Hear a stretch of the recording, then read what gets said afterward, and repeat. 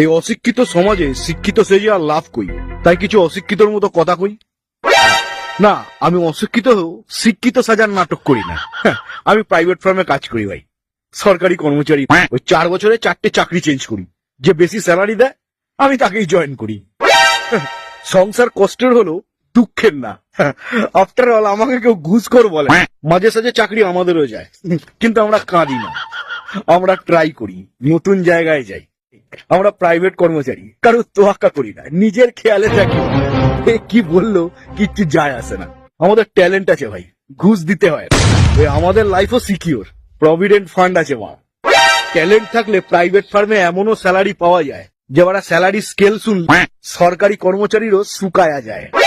ওই সরকারি কাজই চাকরি, সেই চিন্তা ছেড়ে দাও, প্রচুর চাকরি আছে, খুঁজে দেখো বড়া।